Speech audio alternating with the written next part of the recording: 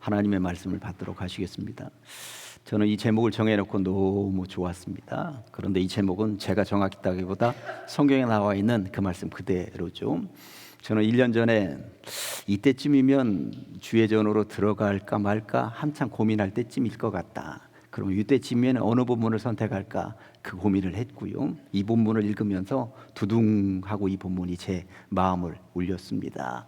제목을 다시 한 번 더 보시면 성소에 들어갈 때야. 같이 시작. 성소에 들어갈 때야. 이 시인은 왜 이런 문장을 남겼을까요? 세상에 살 때는 잘 몰랐는데 성소에 예배드리러 들어가면서 그때서야 어이쿠야 하면서 깨닫게 된 진리가 있다는 이야기인 것입니다. 세상에 살면서는 전혀 몰랐는데 예배드리면서 깨닫게 된 진리가 있었다는 것이죠. 그게 너무나도 좋았던 것입니다. 그러면서 이렇게 본문으로 남겨놓게 된 것이죠. 여러분들도 마찬가지입니다. 세상에 살 때는 전혀 알지 못했는데 이곳 주예전에 와서 예배드릴 때, 그리고 새 성전에 들어가서 예배드릴 때 그때 깨닫게 되는 놀라운 진리가 있게 될 줄로 믿습니다. 오늘 그 이야기를 해보도록 하겠습니다. 크게는 두 주제인데, 첫 번째, 환경은 환경일 뿐이라고 하는 주제입니다. 흰구약 성경을 합치면 66권이죠. 구약 39권, 흰약 27권으로 되어져 있는데 흰약 27권 가운데 사도 바울이 쓴 책이 13권이나 됩니다. 사도 바울은 정말 많은 편지를 써 보냈고, 그리고 사도 바울은 이 땅에 신앙의 후진들에게 정말 좋은 유산을 남겼구나 하는 것을 알게 됩니다. 그 13권의 책 가운데에서 사도 바울이 감옥에서 써보낸 편지가 있습니다. 에베소서, 빌립보서, 골로새서, 빌레몬서라고 하는 4권의 책인데 이 책에는 별명이 붙어 있습니다. 감옥에서 써서 보냈다 해서 옥중서신이다 하는 제목이 붙어 있습니다. 옥에 갇힌 사람이 옥 밖에 있는 사람들을 향하여서 편지를 써서 보냈다는데, 이때 바울의 심정이 어떠했을까 제가 한번 이렇게 더듬어 보았어요. 바울은 두 가지 면에 있어서 굉장히 불편했겠구나 하는 생각이 듭니다. 하나는 외적인 면이었습니다. 오늘날처럼 인권이 발달한 시대에도 옥살이는 쉽지 않습니다. 20여 년 전에 감옥에서 나온 사람이 써놓은 글을 제가 읽은 적이 있는데 내용이 이러했습니다. 없는 사람이 살기는 겨울보다 여름이 낫다고 하지만 교도소 생활을 해보니 여름이 아니라 겨울이 더 좋습니다. 왜냐하면 여름 징역의 10가지, 20가지 장점을 일시에 무색해 해버리는 결정적인 사실 하나, 여름 징역은 내 옆 사람을 증오하게 한다는 사실 때문입니다. 모로 누워 칼잠을 자야 하는 좁은 잠자리는 옆 사람을 단지 36.5도의 열덩어리로만 느끼게 합니다. 이것은 옆 사람의 체온으로 추위를 이겨나가는 겨울철의 원시적 우정과는 극명한 대조를 이루는 형벌 중의 형벌입니다. 한여름에 옥살이 하면서 옆 사람 온도 때문에 더워서 미치고 환장할 지경이라고, 옥살이가 이렇게 힘들다고, 대명천지 이 시대에도 이렇게 힘들고 어려운데 2000년 전 교도소, 감옥은 도대체 어떠했을까? 먹을 것이 제대로 들어왔겠습니까? 추위를 막을 수 있는 것이 있었겠습니까? 제대로 된 음식도 없고 습기는 지독했을 것이고 바퀴벌레를 비롯하여서 온갖 벌레들이 득식을 거리는 공간이 바로 그러한 곳이었을 것입니다. 우리가 그런 곳에 처해졌다고 생각을 한번 해보십시다. 짜증부터 날 것이 분명합니다. 그러다 보니 감옥에 갇힌 사람이라면 감옥 밖에 있는 성도들을 향하여서 어떤 편지를 써 보낼 것입니까? 너무 춥고 배가 고프니 이불을 좀 넣어달라거나 먹을거리를 좀 넣어달라고 얘기했을지도 모릅니다. 영치금을 좀 보내달라고, 아니면 로마의 고위직들에게 얘기를 좀 해서 나를 좀 빨리 좀 빼내달라고 이랬을 것 아닙니까? 정말 어려운 환경 가운데 처해 있었겠구나. 이게 외적인 요소였다면 바울의 내적인 요소를 제가 한번 더듬어 보았습니다. 평생을 선교지에서 살았던 사람입니다. 선교 이외에 어느 것도 생각하지 않았습니다. 오직 예수 그리스도만 전하고 교회를 세워야 된다는 생각으로 살았던 사람이었습니다. 선교지를 다닐 때 오늘날처럼 비행기를 타고 다니는 시대가 아니었죠. 선교 현장에 도착을 하면 태우고 갈 승합차고 기다리고 있는 것도 아니었습니다. 가는 곳마다 바울의 입맛에 맞는 음식들이 준비되어 있는 것도 아니었습니다. 샤워를 제대로 할 수 있었겠습니까? 잠을 제대로 잘 수 있었겠습니까? 가는 곳마다 핍박이 기다리고 있었습니다. 돌멩이가 날아왔고 매질이 기다리고 있었고 옥살이가 기다리고 있었습니다.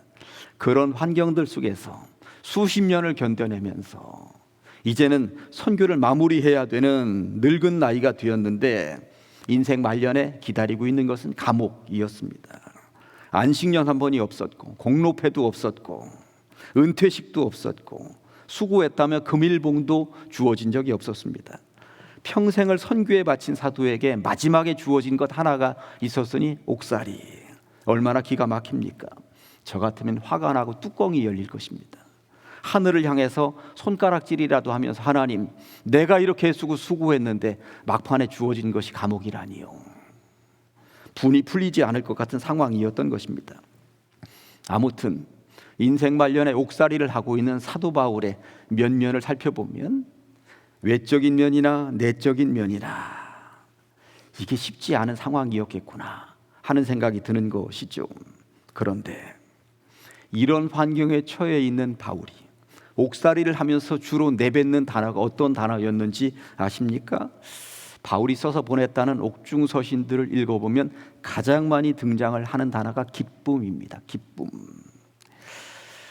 감옥 안에 있으면서 감옥 밖에 있는 사람들에게 내뱉을 수 있는 수없이 많은 단어들이 있는데 그 모든 단어들을 다 그냥 묻어두고 오히려 사도 바울은 기쁨이라는 단어를 옥 밖에 있는 사람들에게 주문하고 있더라는 것입니다. 물어야죠.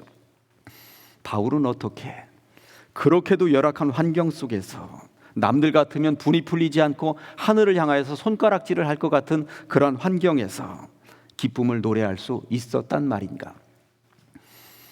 특세 기간에 제가 이런 말씀 하나 드렸습니다. 온도계라는 것이 있고 온도 조절기라는 것이 있다고. 다 온도와 관련된 것입니다만 사용처는 굉장히 다릅니다. 온도계는 지금 현재의 온도가 어떤 것인지를 알려주는 것입니다. 오늘 아침 4도 정도였다고 그러고요. 지금 조금 올라가서 한 10도 정도 될런지 모르겠습니다. 외부의 온도가. 그런데 온도 조절기는 다릅니다. 내가 온도 조절기를 20도로 이렇게 맞춰 놓으면 온도 조절기에 맞추어서 온도가 지금 조절이 됩니다. 이 실내 온도도 지금 맞춰 놓아서 조금은 따뜻하게 조절이 되고 있는 상황입니다. 그러니 밖의 온도와, 그러니까 온도계로 보는 밖의 온도와 온도 조절기로 맞춰 놓은 실내 온도는 다르게 되어 있다는 것입니다. 우리 인생을 보면 온도계 같은 인생이 있고 온도 조절기 같은 인생이 있습니다. 사업장들을 보면 이게 전화번호만 보아도 이게 뭘 하는 사업장인지 눈치채게 할 만한 번호들이 있죠. 2424는 이사짐센터, 4444는 장례식장, 빨리빨리는 택배 또는 배달, 5292는 오리고기집, 2875는 치과, 이빨치료, 1001은 안경점, 8949는 공인중개사. 이게 번호만 보아도 이게 뭘 하는 사업장인지 주로 알 수 있습니다. 교회나 성도들의 전화번호 뒤에 가장 많은 것은 0691이거나 9191이거나 1009, 천국을 상징하는 1009번을 가진 사람들도 많이 있더라고요. 아무튼 번호만으로도 그 사업장이 뭘 하는 사업장인지 짐작할 수 있고 전화번호 뒷자리만 가지고도 크리스찬이구나 하는 것을 알아챌 수 있도록 하는 경우들이 있습니다. 얼마 전에 서울에 있는 남서울 비전교회 목사님이 써놓은 칼럼을 이렇게 읽게 되었는데 숫자와 관련되어서 이런 글을 쓰셨더라고요. 이 나라 대한민국에서 이름만 대면 알만한 유아무개라고 하는 살인마가 있었습니다. 유아무개 그러면 벌써 이름이 떠오를 것입니다. 2003년 9월부터 2004년 7월까지 무려 20명을 죽였습니다. 10개월 동안. 이 나라 대한민국에서 가장 악질적인 살인마였습니다. 이 사람 때문에 사이코패스라고 하는 용어가 회자되고 알려졌죠. 그런 종류의 사람들이 있구나. 그의 전화번호 뒷자리가 뭐였는고 하면 1818이었습니다. 그는 모든 인터넷 아이디나 모든 집에 들어가는 비밀번호가 전부 다 1818이었다고 그러더라고요.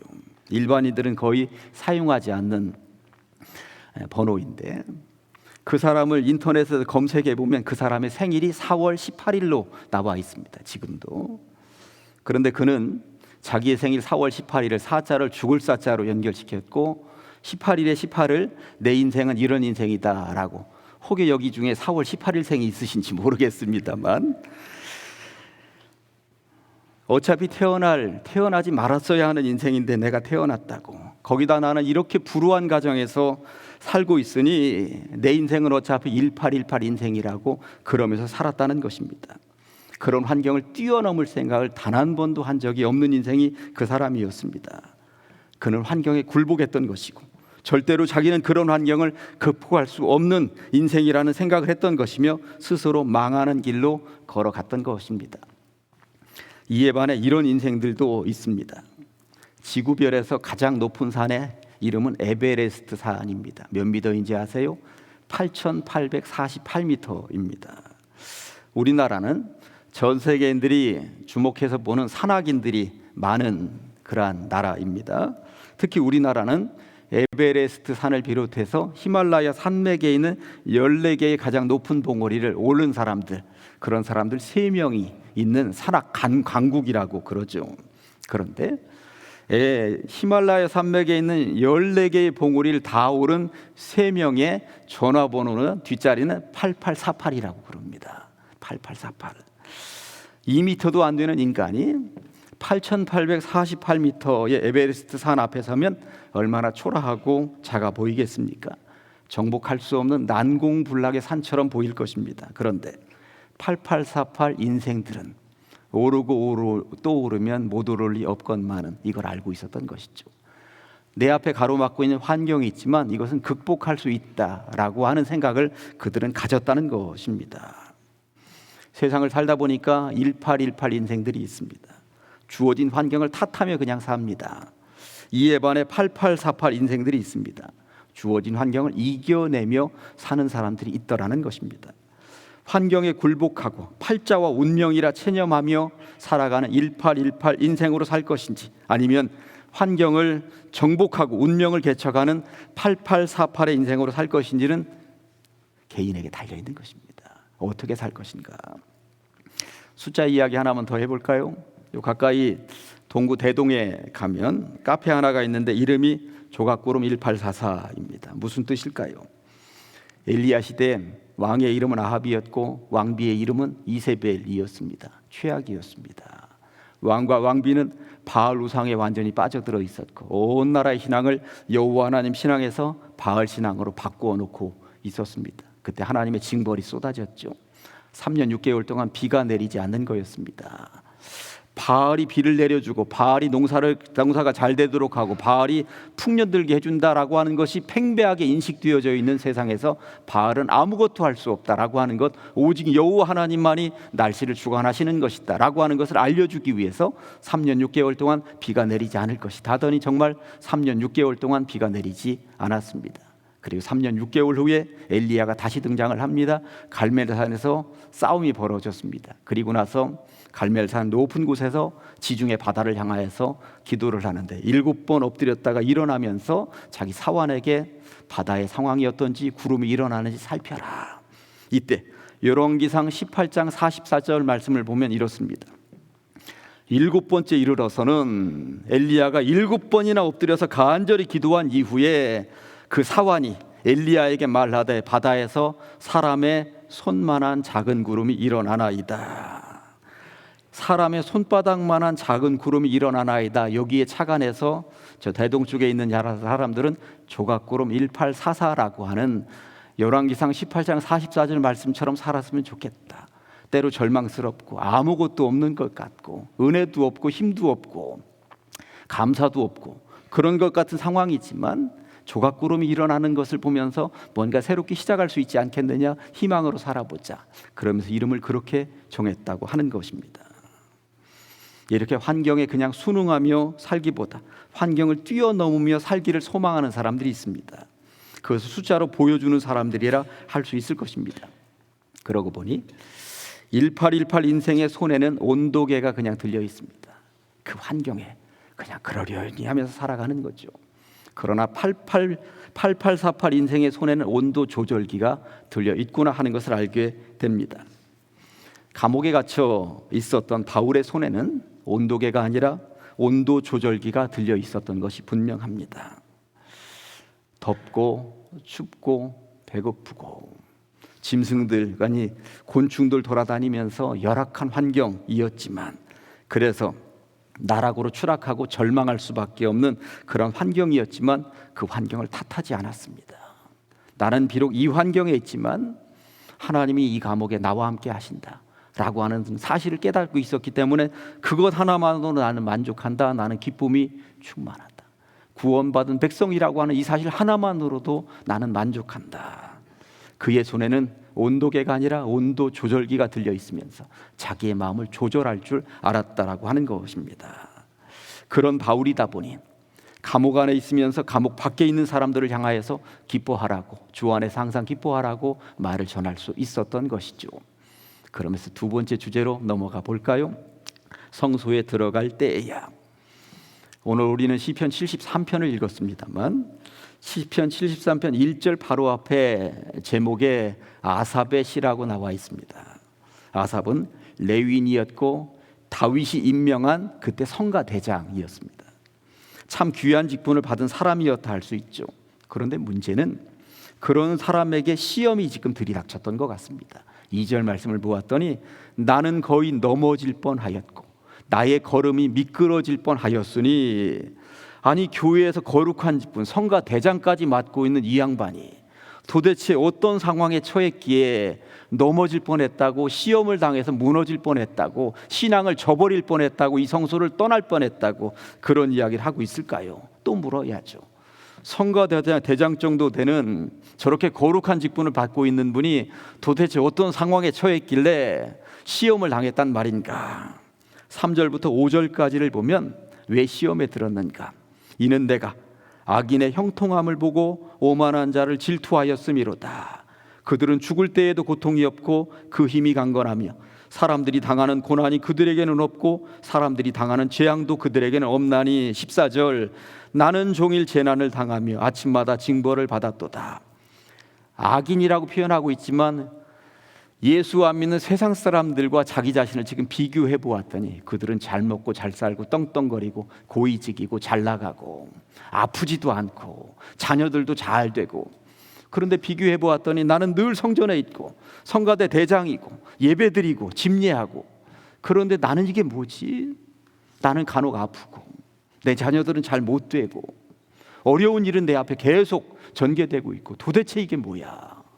이게 뭐야? 이게 뭐야? 이런 생각이 들더라는 것입니다. 밖에 사람과 비교해 보았더니 자꾸 질투가 나면서 여기에 걸려 넘어질 수밖에 없는 상황으로 계속 시달리고 있더라는 것이죠. 어떻게 해야 할까요? 바울 이야기를 잠깐 한 번 더 해볼까요? 비교하기로 말하면 사도 바울은 평생 선교만 했다고 말씀을 드렸습니다. 하나님이 그 말년을 좀 편하게 해주셨더라면 얼마나 더 좋았을까. 그런데 아직도 복음을 받아들이지 않고 있는 그 사람들, 선한 날을 옥에 가두는 뭘 모르는 사람들, 이런 나를 조롱하며 마음껏 비웃는 사람들, 그런 사람들은 옥 밖에서 잘 먹고 잘 살고 있고 떵떵거리고 있고 나 마음껏 불러내서 조롱하고 채찍가하고, 그런데도 바울은 전혀 그런 이들과 자기 자신을 비교하지 않았습니다. 다만 내가 예수 그리스도를 만났다고 하는 사실, 구원받은 백성이라고 하는 사실, 지금 비록 옥에 갇혀 있지만 이 환경은 아무것도 아니라는 사실, 그것을 깨달았다라고 하는 것이죠. 그렇다면 물어야죠. 바울은 이 기쁨을 어떻게 장착할 수 있었단 말인가? 구약 성경을 읽어보았더니 기쁨이라고 하는 것이 어디서부터 오는가? 시편 4편 7절 말씀이 이렇습니다.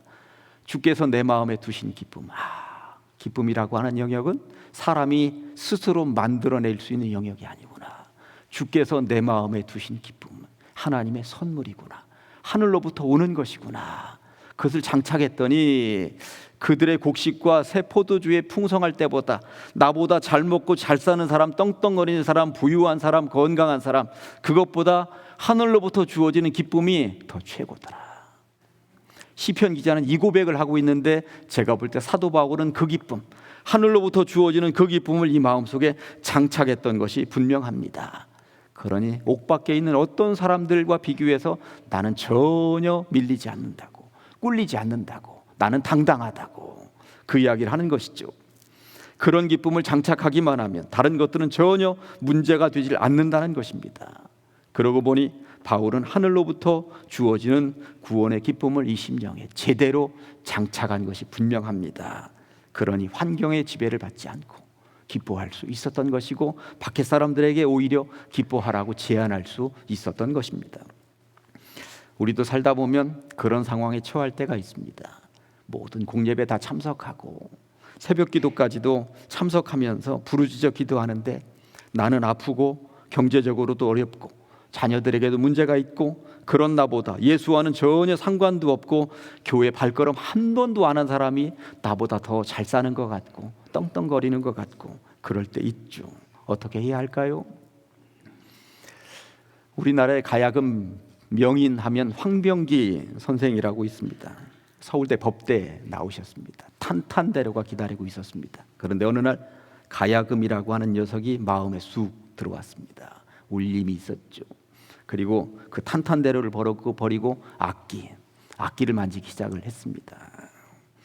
20여 년도 더 됐는데 TV에 그분이 나온 장면이 아직도 생생하게, 우리 음악의 멋이라고 하는 주제를 가지고 말씀을 하시는데, 우리 음악에는 슬픔을 머금은 기쁨이 있어서 자기가 거기에 푹 빠졌다는 이야기를 하더라고요. 슬픔을 머금은 기쁨이 있다. 이게 무슨 말인가? 우리 음악을 듣다가 보니까 자기도 모르게 눈물이 쭉 흐르는데 얼쑤 하면서 거기서 기쁨이 막 쏟아져 나오더라는 거예요. 슬픈 것 같고 눈물이 막 쏟아지는데 이 가슴 속에서 울컥하면서 쏟아져 나오는 그 무엇인가, 좋다 소리가 나오더라는 것입니다. 저는 그때 무릎을 쳤습니다. 때로 힘들고 어려운 상황들이 없겠습니까? 눈물 쏟고 울컥할 수밖에 없는 상황들이 있죠. 그런데 그것이 만들어내는 기쁨이라고 하는 영역이 최고더라라고 하는 것, 그분도 깨달은 거고 사도 바울도 그것을 깨달은 것이 분명합니다. 한희철 목사님이 제목 없는 시 하나를 남기셨습니다. 형도 울고 싶을 때가 있어? 언제? 아무 때나. 형은 항상 웃었잖아. 2번 웃기 위해 3번은 울었단다. 절망스러운 순간이 누구에게나 있습니다. 비교해보면 나보다 잘 사는 사람 많고요, 나보다 잘난 사람들 많습니다. 비교해보면 괜스레 슬프고 짜증나고 기운이 빠지고 삶의 의욕을 상실할 수도 있습니다. 그러나 그런 눈물을 딛고 살아가다 보면, 그런 환경을 이겨내다 보면 하늘 아버지께서 주시는 선물, 기쁨이 있더라는 것입니다. 그런데 여기에서 중요한 것은 그런 기쁨을 어떻게 소유할 수 있다? 17절 말씀이 뭐라고 되어 있었어요? 하나님의 성수에 들어갈 때야 깨닫게 되더라는 것입니다. 세상에서 세상의 시각으로 보니까 계속 비교하게 되고, 나는 왜 이 모양이지 그러면서 주눅이 들고 그랬는데, 성수에 들어와서 주님께 예배하고 주님 제대로 만났더니 그때서야 깨닫게 되는 진리가 있더라는 것입니다. 결국 뭐예요? 저들은 지금 만사형통 승승장구하는 것 같지만 성수에 들어와서 예배드리면서 깨닫게 되니, 그들은 지금은 잘 나가는 것 같지만 그들의 종말을 내가 깨달았나이다. 결국 망할 수밖에 없는 사람들이라고 하는 사실, 지금 잘 나간다고 영원히 잘 나가는 것이 아니라 지금은 잘 나가는 것 같지만 망하는 길로 가는 사람들이 있더라는 것입니다. 그러나 지금은 힘들고 어렵지만 우리는 어떤 사람들입니까? 구원의 백성들, 결국은 영원한 생명을 얻을 사람들이더라는 것이죠. 그러다 보니 시인이 이 시를 마무리하면서 마지막으로 던져주는 메시지가 28절에 이렇게 되어 있습니다. 같이 시작. 하나님께 가까이 함이 내게 복이라. 내가 주 여호와를 나의 피난처로 삼아 주의 모든 행적을 전파하리이다. 아멘. 잘 먹고 살고 떵떵거리며 살고 부족한 것이 없이 살아가는 인생이 복된 인생이 아니라, 때론 가진 것 별로 없고 때론 건강을 놓치는 경우도 있지만 하나님께 가까이 하는 것, 그런 인생이 최고의 복이다라고 하는 사실을 성수에 들어와서 예배드리면서 깨닫게 되었다고 하는 것입니다. 따라 하실까요? 시작. 하나님께 가까이 함이 내게 복이라. 결국 이 진리를 성수에 들어와서 예배드리면서 그가 깨달았으니 이전에서 그것을 깨달으시기를, 새성전에 들어가서 더욱더 크게 깨달으시기를, 그리하여 주님 주신 기쁨으로 살아가시기를 주님의 이름으로 간절히 축원합니다. 기도하십니다. 하나님 감사합니다. 거룩한 주일입니다. 하나님께 가까이 함이 우리 인생의 가장 복인 것을 깨닫게 하여 주시옵소서. 이를 위하여 늘 성수에서 살게 하여 주시고 성수에서 예배하는 주의 백성들 다 되게 하여 주시옵소서. 예수님의 이름으로 기도합니다. 아멘.